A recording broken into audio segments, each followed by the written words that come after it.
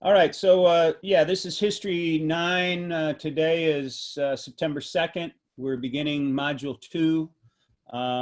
So that's what we're up to today. Unfortunately, the breakout rooms didn't work today, so I don't know what's up with that, but we're gonna work on that some more.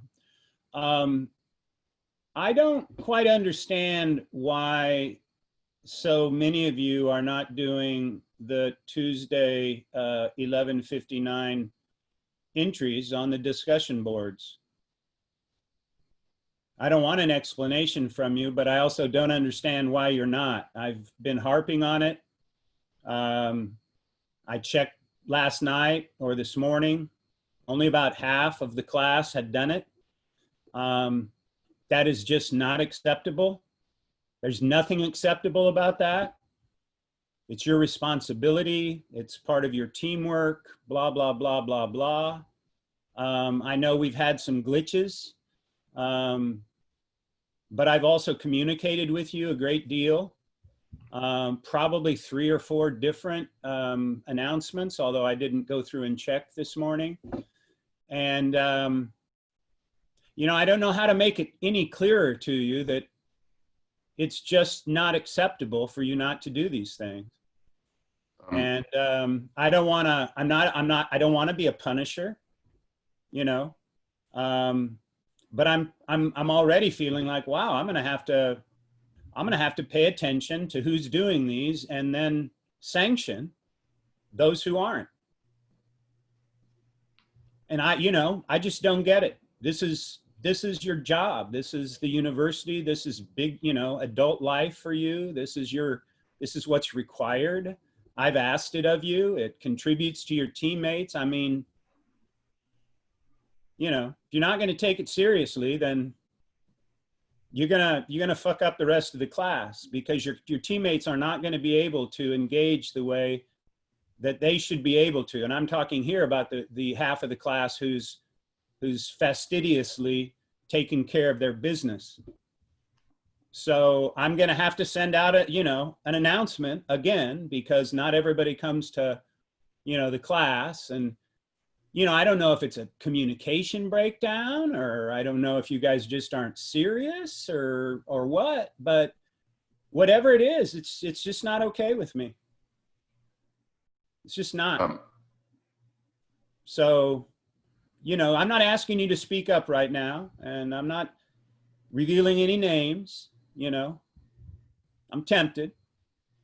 I'm tempted to say, hey, these are the people who aren't doing their work. Look, everybody, which I don't want to do. But you got to do this stuff. I'm sorry, did you say there was a discussion due yesterday? Because I don't see one that says due 9/1.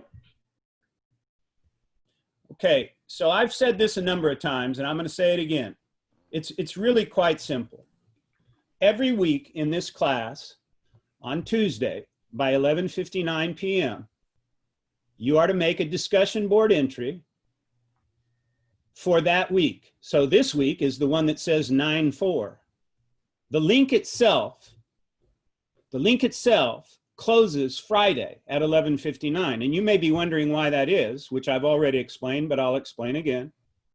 Because on any link, if you're going to have responses, you have to have the link open for a while. So everybody is to make an entry by Tuesday night at 11:59 on their team, in their team. It's automatic. It's already been set up. And then by Friday at 11:59, you're supposed to respond to one of your teammates' entries. And you are to play off of one another. They are talking about something that's important to them that they saw as significant.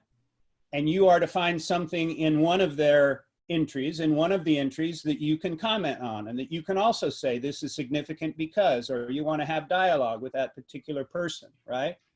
The point is, the links are open until Friday, but you got to make one entry by Tuesday at midnight and the second entry by a Friday at midnight, and then the link closes.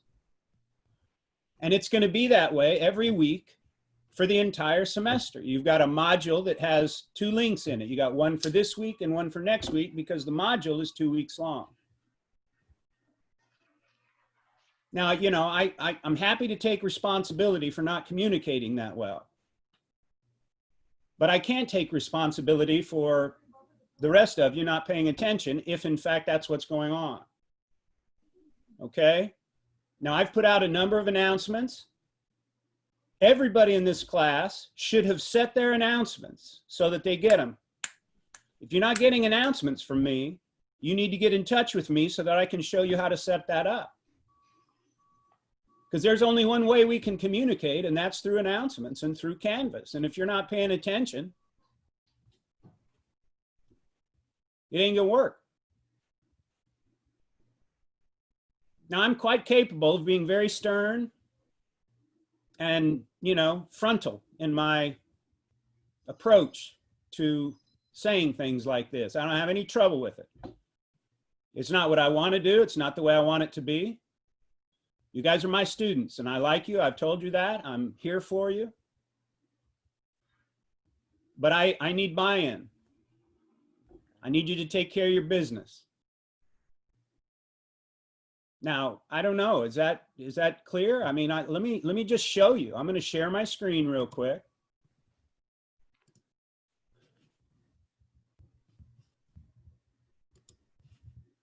Just in case, you know, I mean, I certainly want to be clear. So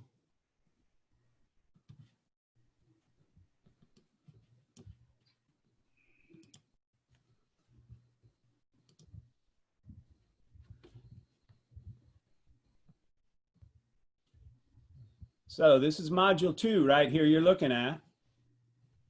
Now, this one I messed up, and I sent out an announcement yesterday. I messed up, okay? I didn't set it up right. It wasn't for your team. So I sent out an announcement yesterday saying, this is the link that you need to use for this week. Notice that this is next week's link. It's due Friday, but your first entry is always due on Tuesday. I got to leave the link open for that amount of time. And it's going to be that way every module. You're going to have 2 links.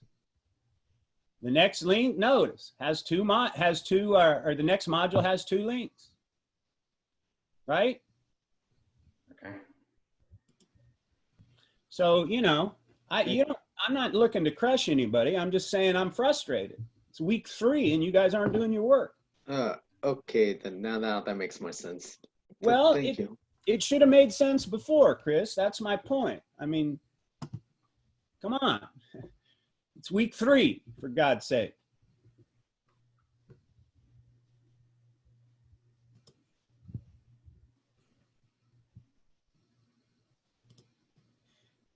All right, enough of that. All right, what were the values of the children of 1812? Let me see here. Stephanie Payne, this one's for you. What were the values of the children of 1812? Tell us about the children of 1812 and get us started. Do your best. Okay. The values, because they fought alongside the peasants, correct? Right? Yeah. And so they wanted to have different values in their parents. They were exposed to different things and didn't want to come back to the old ways of Russia. They more valued. Be more precise about when you say the old ways of Russia. What do you mean? Like, it talked about them like growing beards again. They didn't, like, when they wore swords at balls because they didn't want to dance. They wanted to be intellectuals. Okay. Right. They wanted to poetry, and they wanted to write, and they wanted to find the value of life. They didn't want to be manly men anymore. Okay. Or that's how I looked at it. No, that's a lot. That's good. That's good. Alexis, can you respond to Stephanie, or can you add on to what Stephanie said as we try to flesh out question A? Yeah, I kind of have something similar to that, but more, I put that they valued more like a free will, unity, literature, and art, especially since a lot. Alexis, let me back up just a little bit. And before we get to their values, tell us exactly who these children of 1812 were. Were they, what's, I don't know how to say his name, Volkonsky or something? Volkonsky, Well, I don't know how to. Sergei Volkonsky was one of them. Yeah. Oh, and by the way, y'all, I hope you watched my introductory video before you started your reading. So you would have heard that name, Volkonsky, pronounced a couple of times. But anyway, Sergei Volkonsky is one of them, Alexis. But these are the children of 1812. Who were they? It wasn't just Volkonsky, but it was certainly him. But who else?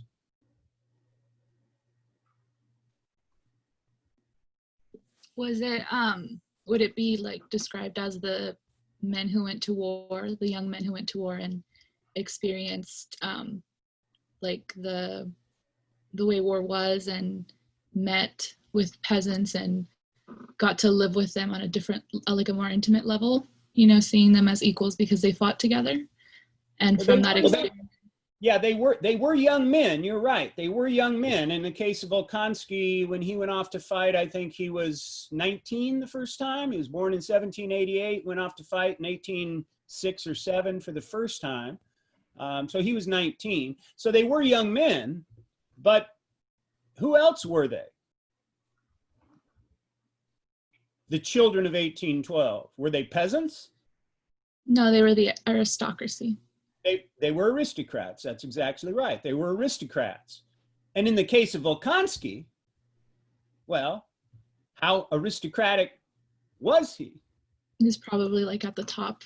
From what we read, it says very much that he was involved like at a name basis with some of the like highest of the high or whatever.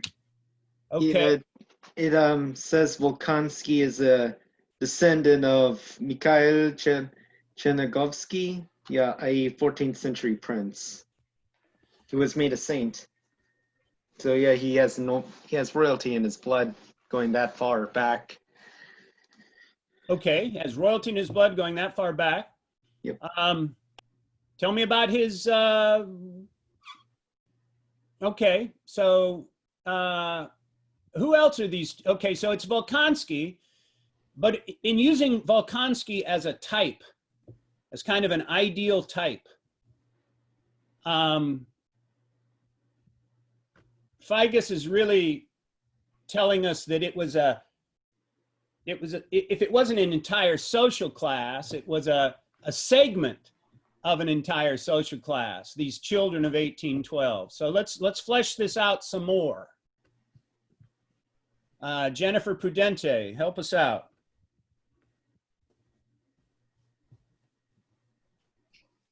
Can you repeat that again? Yeah, these children of 1812, were they an entire class, or were they a segment of a class? Who were they? What I got They from the were reading, aristocrats, we know. what I got from the reading is that they were like divided into two classes. So the aristocrats, and then you have the Decembrists who had like different beliefs, and they, how do I say this? They then we also have the peasants who they didn't see as like what the aristocrats saw them. Say more about that last statement, Jennifer. Say more about what you mean there. So to the aristocrats, the peasants were not like equals. They were like below them. And the Decembrists, they saw them as like citizens of Russia for fighting with them, like in the military. It like changed their point of view towards them. Okay, Jennifer, let me ask you this question. In terms of a group, in terms of, you know, sheer quantity of numbers, which group is larger in your opinion? The children of 1812 or the Decembrists? What's your read on that?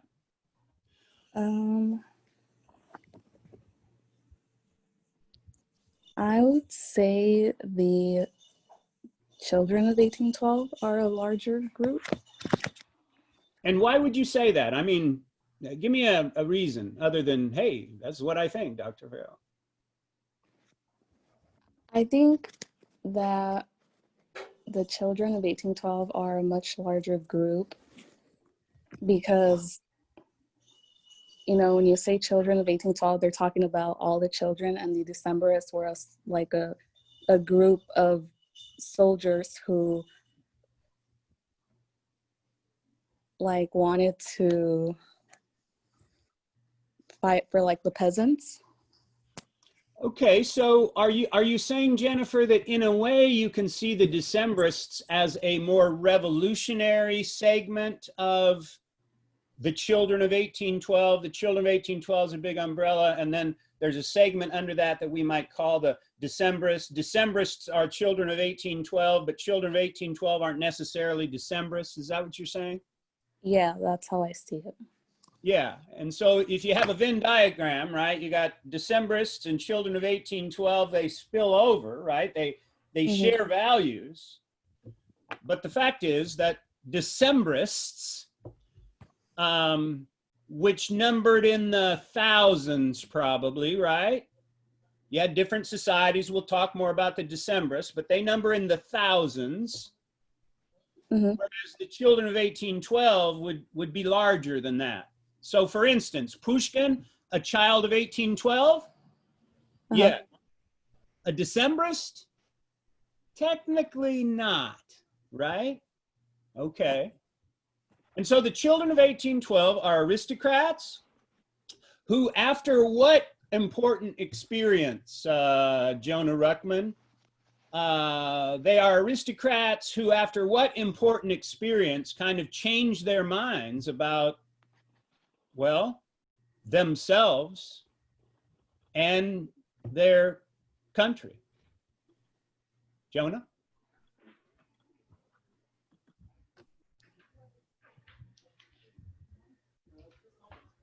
Jonah, are you there?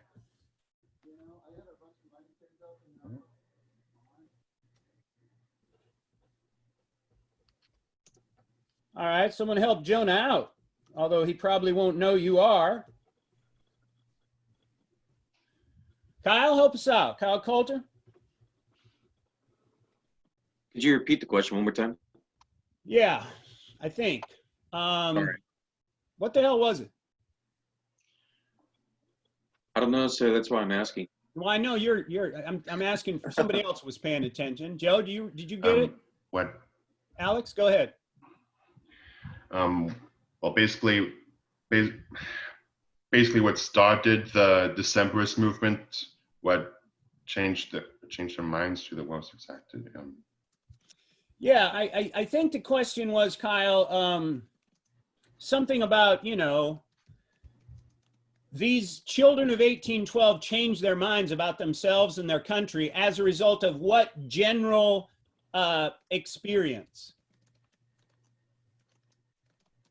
I would just say it would be because they were interacting and mingling more between the classes. So a lot of the aristocrats had, and like the children per se, had a bigger opportunity to deal with like more of the peasantry and the serfs, while the serfs had an opportunity to mingle with the aristocrats, and they were able to come up with more lenient, I would say, views on each other than previously like occurring. Okay, that is true, but why do we refer to them, Kyle, as children of 1812? Where did they meet together? You're right that they met together and, you know, spent more time with one another, but in what experience? Where? Weren't they fighting France? Yeah. Go ahead, John. Weren't they what? Weren't they fighting against Napoleon in France? That's right. right? I mean, what brought them together? What brought them war. together was the Napoleonic War, right? And so they're fighting next to one another, and they're getting to know one another. And what is Volkonsky, and what do these people like Volkonsky see about these peasants? Umberto? They see that they have more pride in their nation and are willing to risk their lives for it than the aristocrats who run and hide in their estates. Okay. Yeah. All right. They see something even more basic than that, even. Umberto, what's even more basic than that? I wouldn't know. I'm sorry. Okay, John? I remember in the beginning of our reading, it said, like, I believe Alexander asked, or one of the czars asked Volkonsky, like about the patriotism, and it said like the soldiers and the common man had all the patriotism in the fight, but the aristocrats, like, they're very questionable. Okay, but that is to speak about the aristocrats. Yeah. That is to make a comment about how unsatisfied Volkonsky was with the behavior of the aristocrats, right? Yeah. So Volkonsky is glorifying the valor, right? Yeah. Of the peasants. I think that's what you said, Humberto. And I said, well, yes, that's true. And there are other things that they glorified about them. But there's an even more basic shift that took place here in Volkonsky's thinking. Joe? He sees, prior to their interaction with the peasants, the aristocrats see them as beasts with no emotions or greater thoughts. And they see them process these emotions and greater thoughts when they interact with them in the war. That's right. This is a very important point, and that is that aristocrats generally, maybe Volkonsky, but certainly aristocrats generally, saw peasants as, well, subhuman, as stupid, as not even worthy of rights, not worthy of equal protection under the law, to kind of get ahead of ourselves, right? But that's kind of the concept. Volkonsky spent time with them in battle, and other children of 1812 spent time with them in battle. And what they started to see was that these people were just like them, so to speak in our common vernacular, and that these peasants had valorous qualities to them, right? So much so that these aristocrats like Volkonsky came to see what about their immediate past, which is to say their last 100 years.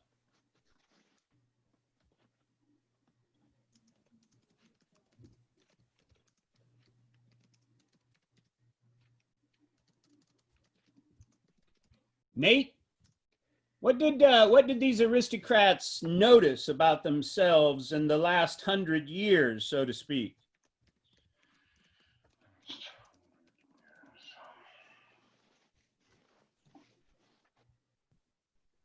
As far as I'm aware, they found that the difference between the peasants and the aristocrats had such a large difference in what they identified as, like there were two different worlds. So the Russian peasants would be more willing to lay down their lives for the land that they lived on. And then, like Kyle was saying earlier, Volkonsky was saying that the aristocrats would just run away and hide in their own estates. So in that past 100 years, the Europeanification, I guess, from Peter would have kind of transformed that valor that the peasants had into more of like a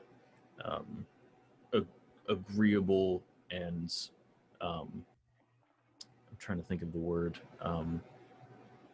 like more of a respectable trait for those on the battlefield rather than the people that are just up in their castles, essentially.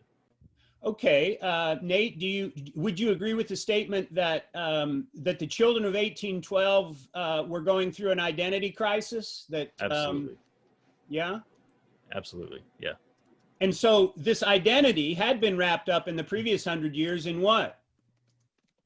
Their aristocratic values, which we've already kind of pointed out, But what kind of national values were they caught up in, so to speak?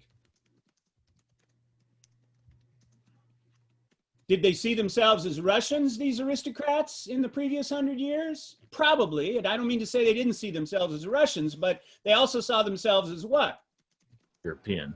As Europeans, and in particular Frenchified Yes. Europeans, right? Now, a couple things happened between 1789 and 1812. Let's just kind of review quickly.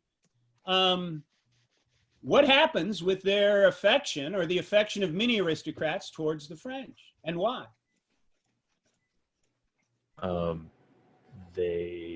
I think we had spoken about this before, but the disillusion of the French values, or the Enlightenment values that the French didn't hold so dear to their heart as the Russians thought that they did. Stories came back to Russia, and then people were expecting great things about France, but their virtue was not at the place of the heart that the Russians felt like theirs was. And then after the French Revolution, I think there was a lot of disagreement and even more disillusionment with the French people and the French nobility in Russia. So.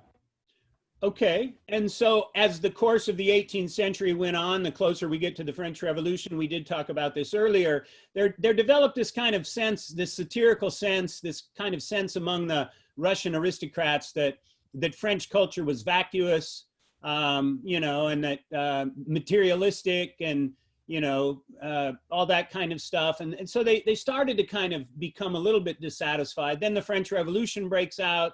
And of course, the kind of hyper aristocrats like Catherine the Great, people at the top, they don't like the French Revolution because it threatens to destabilize, Russia, right? But by the time Napoleon comes on the scene, he's kind of viewed as heroic, right? And by some of these people, that is until he invaded Russia. Right. That was the straw that broke the camel's back, and then he can no longer be, this great person. And so 1812 then, this is kind of get back to a question from 5 or 10 minutes ago. 1812 then is really important because it's when the Napoleonic, it's when the French Revolution invaded Russia, shall we say, and that's when people like Volkonsky, finally just the switch went, and they kind of started looking inward. And notice, where did they look? They looked at the peasants. They looked at the serfs who they were fighting with, and they began to see that these serfs had Russian values, that these serfs had, as I said, courage and brotherhood, But also, let me ask this: did the children of 1812? So I think they were a little bit ambivalent about the serfs or the peasants. They certainly saw them as valorous, but they also saw them, well, as victims, right? And so, what else identifies the children of 1812, and would certainly identify the Decembrists as well, with reference to what they wanted to do for the peasants? Andrew Kazan? What did these children of 1812, what did they want to do for the peasants?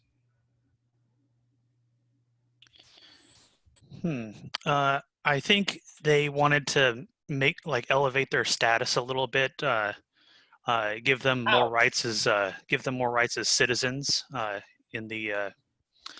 in Russian society, rather than just being kept at the bottom and treated as things rather than people. Okay, be more explicit, Andrew, about how they might accomplish that. They had certain notions that could bring this about. What were some of these?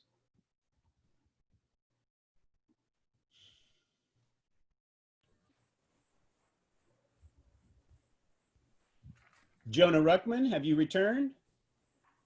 Can you help us? Sir, he put in the chat that his microphone isn't working. He can't. Okay. All right. Andrew? I'm just trying to recall specific examples. Okay. It seems to me like they were trying to lean more towards liberalism rather than focusing on the old more authoritarian methods of Russian governance. Okay. And all right. So when you say liberalism, you're talking about, well, for lack of a better term, more freedom? Yeah, that's What that's what form I was would trying to that, get what to. form would that, might that freedom take? What might have to be done according to according to the children of 1812 for that freedom to be accomplished? What might you have to get rid of?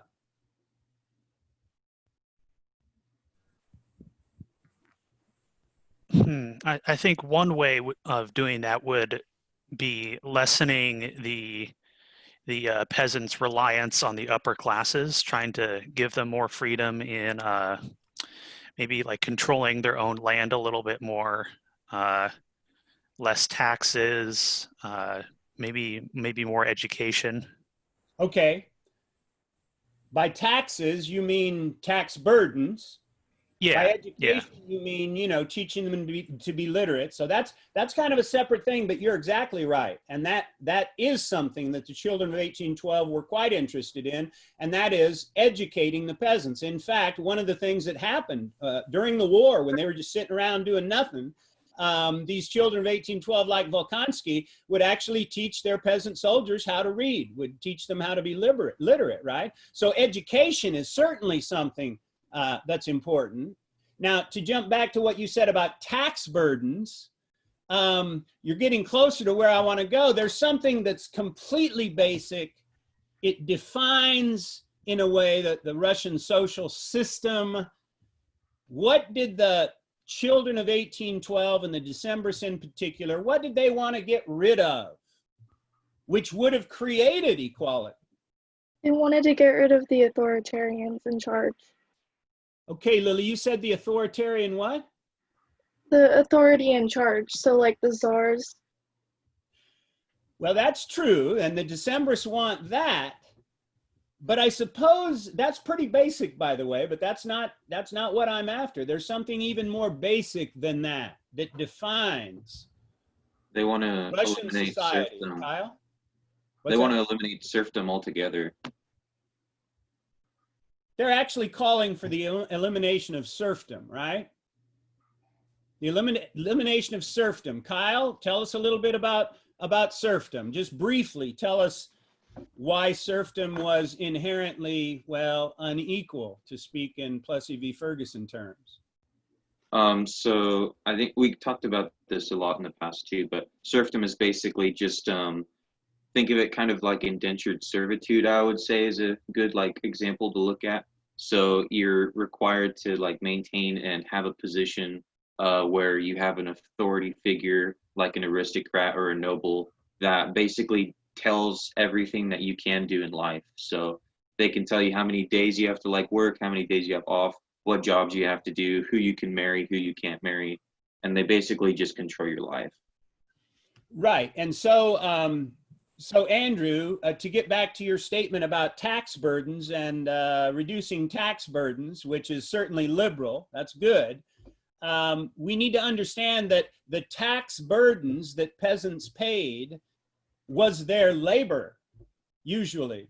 Now, sometimes it was an actual payment, a quit rent they called it. Sometimes it was a payment, but in Russia, it was generally labor. And the tax was that you had to work X number of days per week for your estate owner. Maybe it's 3, maybe it's 3.5, right?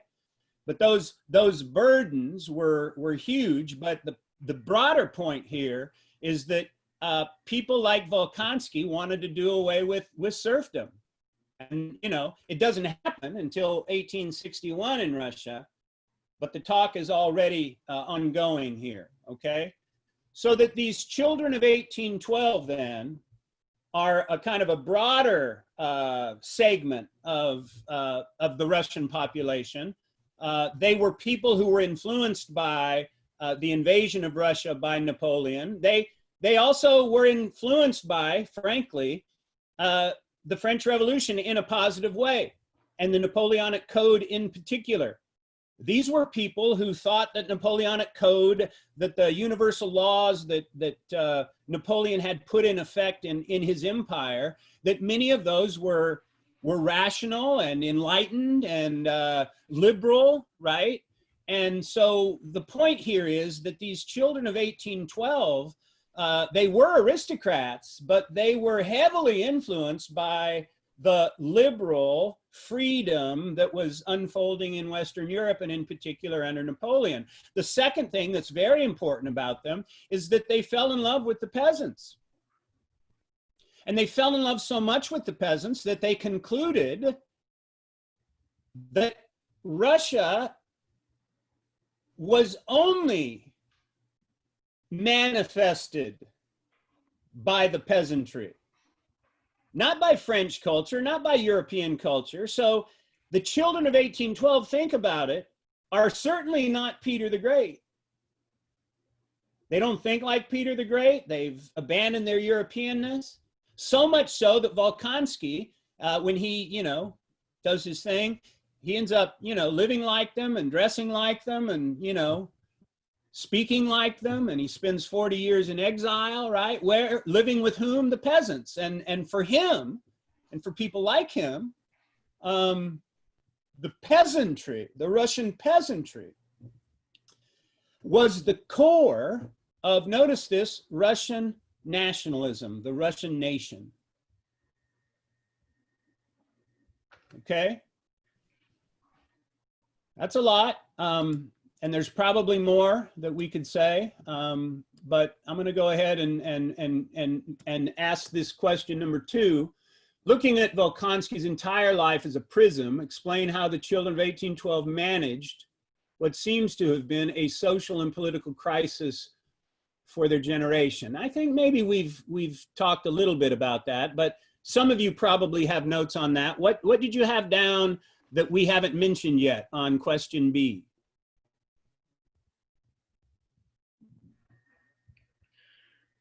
What we haven't mentioned. Well, that was weird.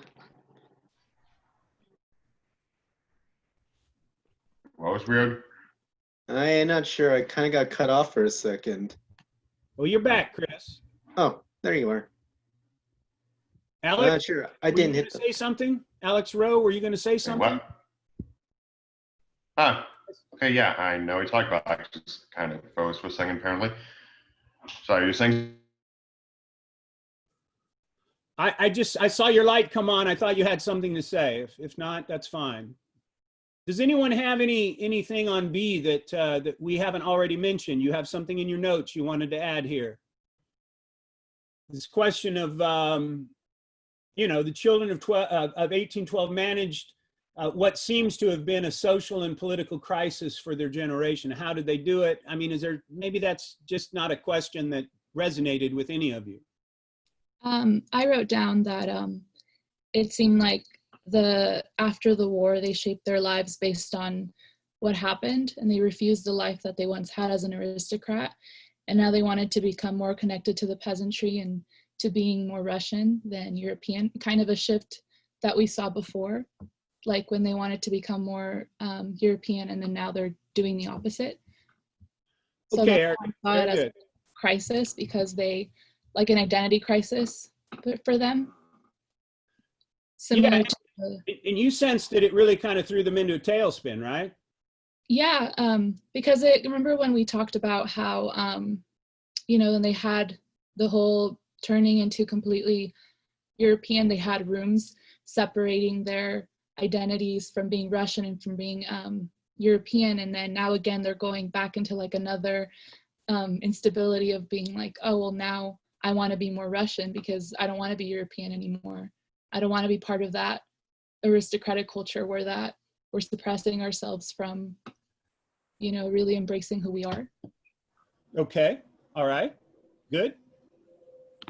I'll buy that. I think I had something that kind of pertained especially to Sergei. As we'd already discussed, he was close to Nicholas I. as a child.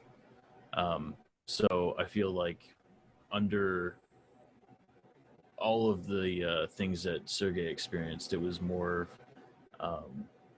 like him being almost a perfect representation of what may have been the children of 1812's general thoughts at the time, which I think is probably the point of him being in the book in the first place.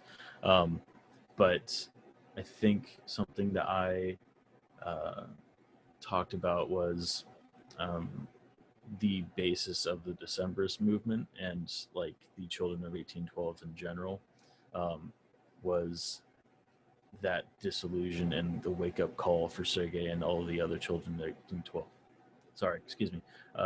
Children of 1812 to like kind of fight for the peasant and fight for themselves and kind of like that whole one alliance of, you know, identity versus the people that weren't willing to fight for the land that they lived on. I don't know. We'd already talked about this. I think I said that exact thing earlier. So, yeah, that's Okay. pretty much All right. I've got. Okay. So, yeah. All right. So the children of 1812